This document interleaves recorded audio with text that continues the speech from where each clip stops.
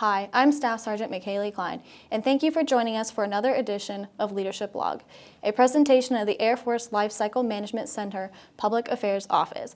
And today, we're speaking with Chief Master Sergeant Timothy Wieser. In May, he took over as the AFLCMC Command Chief.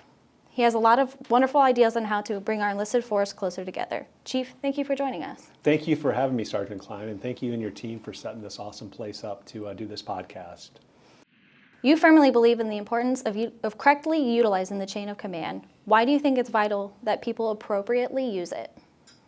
Great question, and you threw the word vital in there, which it is vital. We use the chain of command correctly. So, twofolds. Number one, we need to use the chain of command because you as a staff sergeant are closest to the mission for an airman.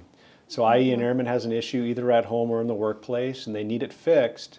They need to properly utilize their chain of command by going to you first because you're closest to the mission to help solve that issue. And if you can't solve that issue, then obviously you'd go up the chain to the operational and maybe strategic level. The other side of it is age gaps. You as a staff sergeant are much closer in age to an airman. And by utilizing the chain of command, you will be much more understanding of issues running through the airman's mind versus if an airman went directly to a general or a chief. Now, my door is always open for anyone at any time, 365 days a year, 24/7. However, utilizing the chain of command will bring our force to a much higher level when it comes to mission capability. I've had numerous issues in my career where I skipped the chain and nothing got fixed because I didn't utilize the echelons above me. And I learned many years ago that NCOs and senior NCOs really do want to help, and they want to take care of the human, and they also want to take care of the mission at the same time. So by utilizing our chain of command, it definitely will help us complete the mission at a much higher level quickly. I think social media has also allowed airmen the comfort of being able to easily talk to a chief, a senior, instead of going directly to a supervisor, so therefore the supervisors aren't learning how to appropriately help airmen at the lowest level. Yes, and that's a great point. Thanks for bringing that up. So a supervisor, an NCO, a young officer, if they are being bypassed consistently, the scar tissue they gain in leadership attributes they could be gaining are lost.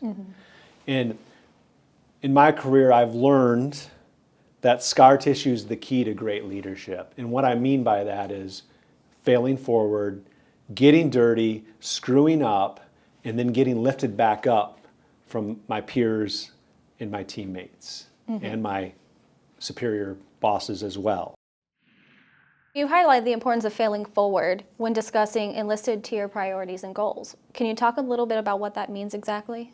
Us as leaders in the Air Force, and you're a leader as an NCO, and all our big airmen, if you're in any type of leadership position, if you have a subordinate that works for you and they're a great human and they're trying to do the right thing and they make a mistake, we need not to berate them, but we need to help them and lift them back up.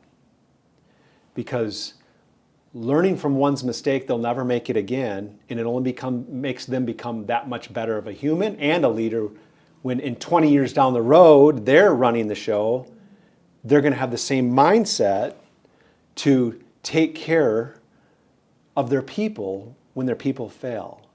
First attempt in learning, right?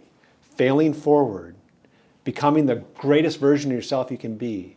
All great people in the world that have come to high levels, both in the military and the civilian world, all failed numerous times. However, they were all given a chance to be lifted back up.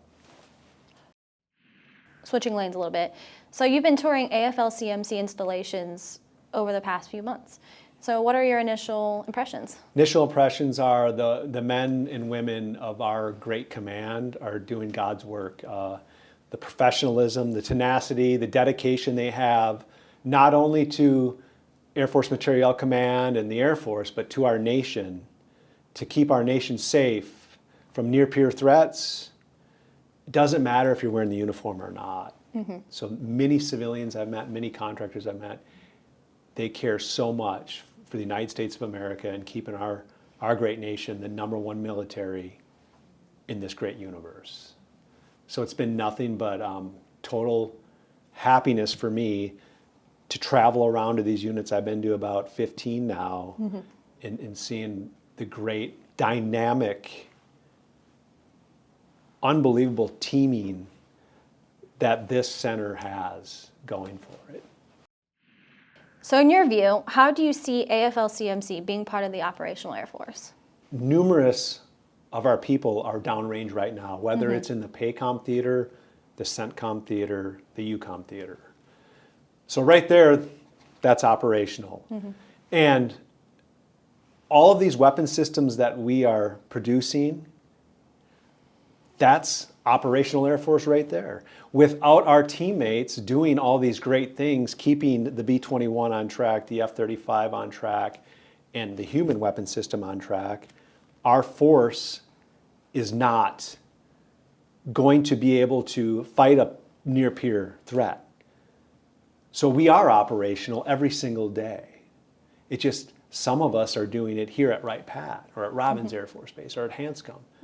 And then we, like I said earlier, we have numerous of our people downrange doing God's work as well, taking care of our great nation. So our center executive director, Dennis D'Angelo, he has this quote. Let me read it here. "Never underestimate your impact to the mission by the proximity to the fight." What does this mean to you? That's one of the greatest quotes I've ever heard, and it for surely fits in with the majority of the United States Air Force, whether you're out in the middle of an austere location supporting the fight versus back here, home CONUS, taking care of the warfighter, making sure they are equipped, well-trained enough to fight the mission on the ground. You are just as important as the operator shooting the bad guy. That quote is by far the quote of what AFMC does. We should all think of exactly what that quote says, because at the end of the day, without our command, without our center, all those mission systems and weapon systems, they just don't exist. And without them existing, we aren't the greatest military ever. But since we have great humans making sure those weapon systems are ready to rock and roll downrange and stateside, we are the greatest military ever in our world. I like it. I think it's a really good quote too.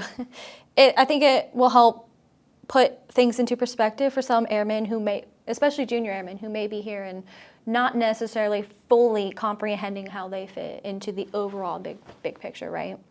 And that's going to bring us to a close. So Chief, thank you for your time today and for sharing your thoughts with us. Thank you for your time. Thank you for setting all this up, you and your crew. I'm happy to serve with you every day, and looking forward to the next couple of years with LCMC.